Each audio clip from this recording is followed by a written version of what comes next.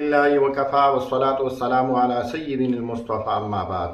محترم سامعین کرام، مستند اسلامک وظائف چینل کے ایک اور نئی ویڈیو کے ساتھ آپ کے سامنے حاضر خدمت ہے۔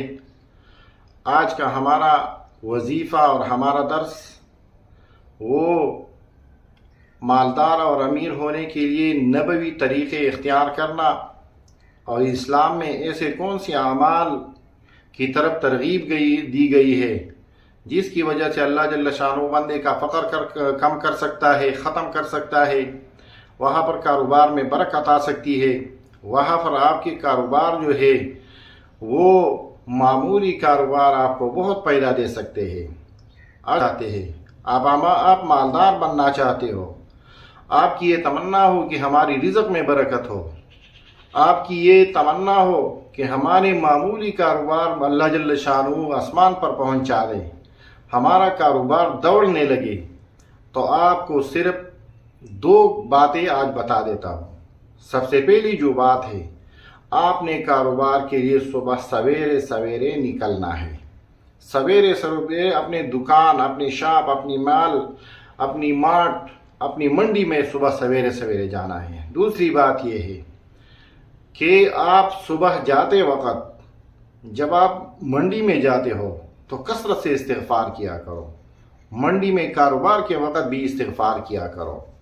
واپسی میں جب گھر آ جاؤ تو گھر میں داخل ہوتے ہی سب سے پہلے آپ نے یہ کام کرنا ہے، السلام علیکم ورحمۃ اللہ وبرکاتہ۔ اس طرح آپ نے اس کے بعد پڑھنا ہے والصلاۃ والسلام علی رسول اللہ۔ اسکرین پر آپ کے ساتھ یہ شیئر بھی کر دیتے ہیں۔ اس کے بعد آپ نے سورۃ الاخلاص ایک مرتبہ پڑھنا ہے، قل هو اللہ احد اللہ الصمد لم یلد ولم یولد ولم یکن لہ کفوا احد۔ اس آخری عمل کے بارے میں آپ کو ایک مختصر بات بتا دیتا ہوں۔ رسول اللہ صلی اللہ علیہ وسلم کا ایک صحابی مبارک نبی علیہ السلام کے ہاں تشریف لائے اور اپنے فقر و فاقہ، کاروبار سے کم آمدن وغیرہ وغیرہ کی شکایت کی، تو رسول اللہ صلی اللہ علیہ وسلم نے فرمایا آپ گھر میں جب داخل ہو تو اپنے اہل و عیال وغیرہ پر سلام پڑھا کرو۔ بعض روایت میں آیا ہے اس کے بعد آپ نے پڑھنا ہے والصلاۃ والسلام علی رسول اللہ، اور اس کے بعد آپ نے سورۃ الاخلاص پڑھنا ہے۔ تو سلام کرنا، سلام کے بعد سورۃ اخلاص پڑھنا، یہ ایک روایت میں ہے، اور دوسری روایت میں یہ بھی ہے کہ آپ سلام کے بعد والصلاۃ والسلام علی رسول اللہ پڑھا کریں۔ صحابی نے عرض کیا میں نے اس پر عمل شروع کیا، چند دن بعد میرے کاروبار میں اتنی برکت ہو گیا کہ میں اپنی آمدن کو سنبھال کرنے میں مجھے مشکلات پیش آنے لگی کہ میں اپنا مال و دولت کہاں پر سنبھال کر رکھوں۔ لہذا اگر آپ اپنے کاروبار میں ترقی چاہتے ہو، برکت چاہتے ہو، مالدار ہونا چاہتے ہو،